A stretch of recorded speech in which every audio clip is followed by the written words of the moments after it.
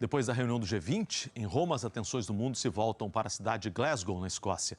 Nas próximas 2 semanas, governos e organizações de 200 países vão discutir medidas para conter o aquecimento do planeta. Quem acompanha o encontro é a correspondente Cecília Malan. Bom dia, Cecília. Que belo cenário se arrumou, hein, Cecília? Bom dia.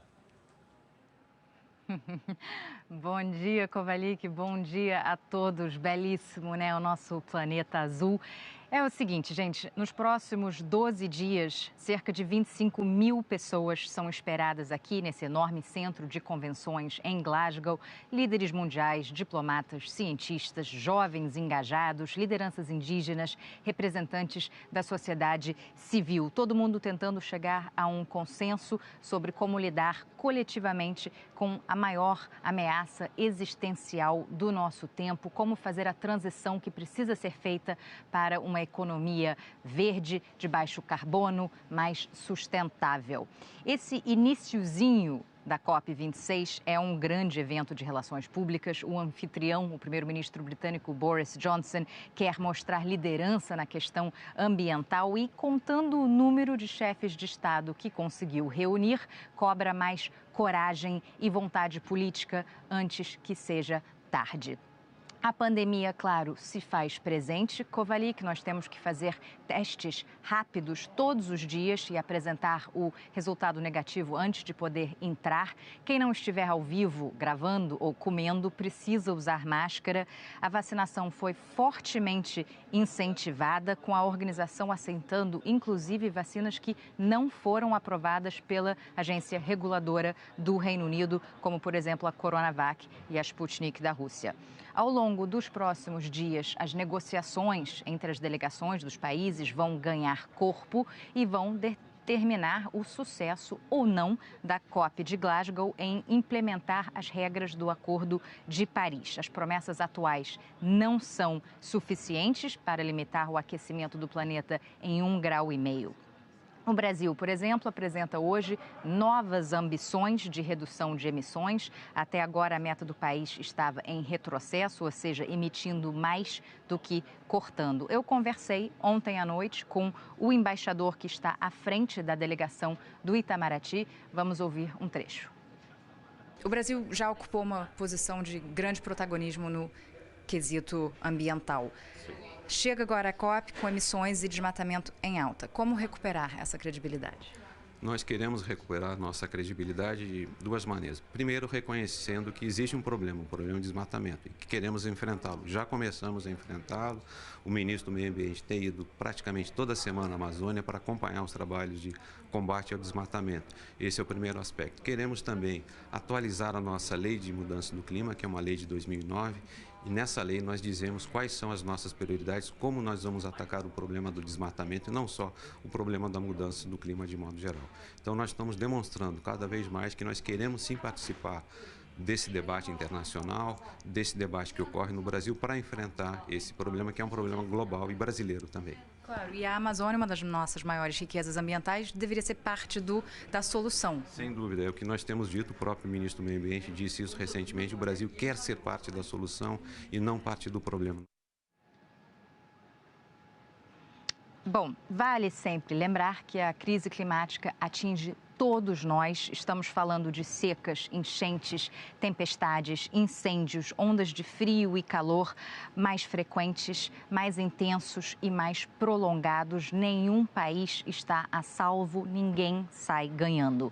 Segundo o último relatório de ciência climática da ONU, ainda podemos evitar um aquecimento maior, ou seja, a meta de limitar a temperatura do planeta a 1,5 graus, firmada no Acordo de Paris 6 anos atrás, ainda é viável, mas temos que agir agora. E essa COP pode e deve apresentar um plano para acelerar as reduções de emissões, para apoiar financeiramente os países mais pobres, para começar a fechar a indústria de combustíveis fósseis, para impedir a derrubada de mais florestas. É muita coisa, eu sei, mas não temos escolha. Um fracasso em Glasgow será, Kovalik, um fracasso para todo o planeta. Há coisa de 2 séculos e meio, o Reino Unido começou a queimar carvão e petróleo para se industrializar. E outros países foram fazendo igual, liberando gases que absorvem o calor do planeta. O efeito estufa é o que permite a vida na Terra, deixa tudo mais quentinho. O problema é o agravamento do efeito estufa. É como se a gente estivesse colocando vários casacos no planeta. E a Conferência do Clima das Nações Unidas aqui no Reino Unido serve para quase 200 países combinarem como é que eles vão neutralizar as emissões de gás estufa. O gás estufa mais abundante é o dióxido de carbono. Ele fica perto de 100 anos na atmosfera.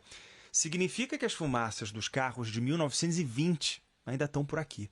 Os cientistas da ONU afirmam que se a gente jogar para o alto mais 400 bilhões de toneladas de CO2, o risco seria grande de o planeta esquentar mais do que 1,5 graus, um limite perigoso.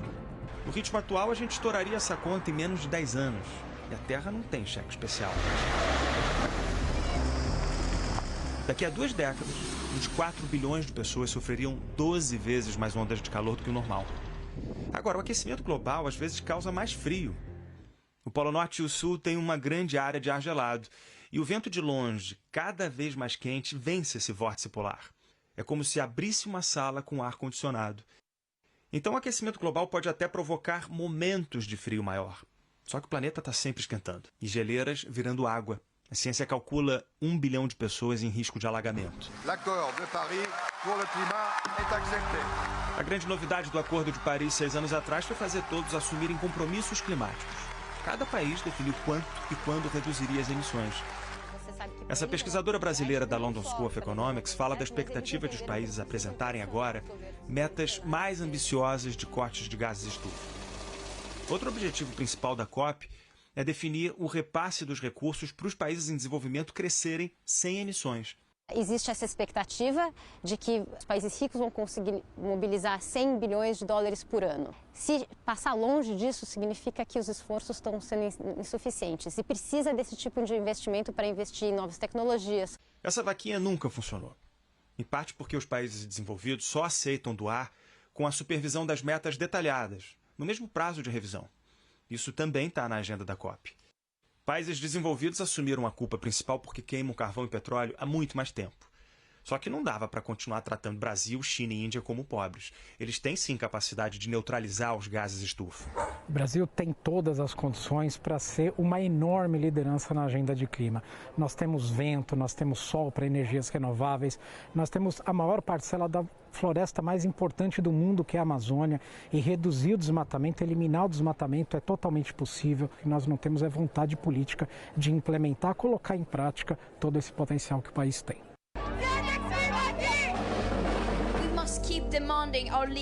Milhões pressionam em todo o mundo os líderes da COP. Todos pedem uma nova revolução, que o planeta azul seja muito mais verde.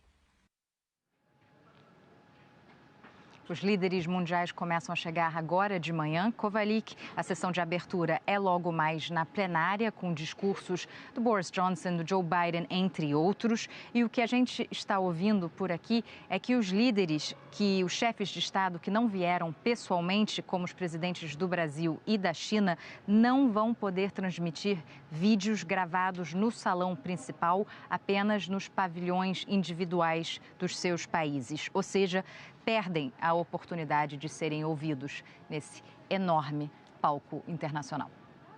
Obrigado pelas informações, Cecília. Ao longo da semana, a Cecília volta com tudo o que está acontecendo lá. Obrigado, até mais.